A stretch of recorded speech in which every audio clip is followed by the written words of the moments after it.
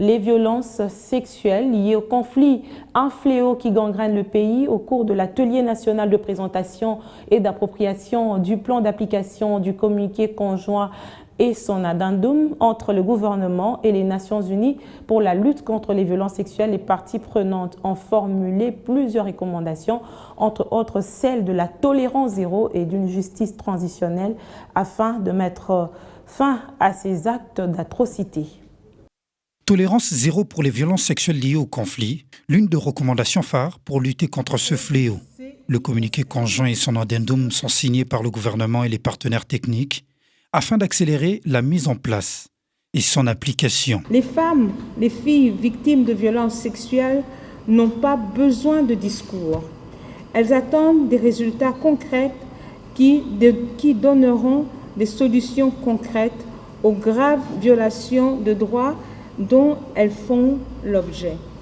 C'est ainsi que j'adresse mon plaidoyer à chaque institution, depuis le prématuré en passant par chaque ministère, chaque organisation, chaque acteur, de jouer pleinement son rôle dans la mise en œuvre afin que les différents résultats qui sont consignés soient atteints par tous et par chacun.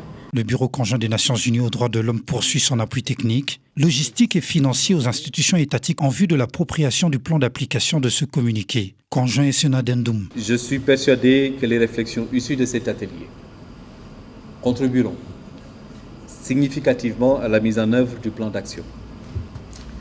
Le Bureau conjoint encourage par ailleurs les différents acteurs engagés dans la mise en œuvre du communiqué conjoint et son addendum à poursuivre le plaidoyer auprès des ministères et institutions pour une appropriation effective du plan d'action.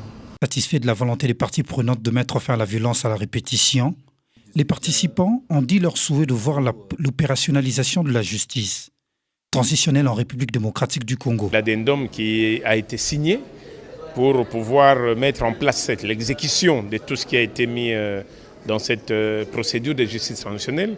Et donc ici, joie est mon comble dans le sens où est mienne, dans le sens où nous avions encore réactualisé, révisité cette procédure et rajouté, en fait, comme on dit, les mesures d'application. Comment amener tout cet addendum dans les mesures d'application qui devraient permettre une fois pour toutes que le gouvernement congolais puisse s'approprier cette justice transitionnelle par la création de ces fonds que le chef de l'État vient d'annoncer. L'organisation de l'atelier national de présentation et d'appropriation du plan d'application de communiqué conjoint et son addendum entre le gouvernement congolais et les Nations Unies s'inscrit dans le contexte de la lutte contre les violences sexuelles pour une paix durable.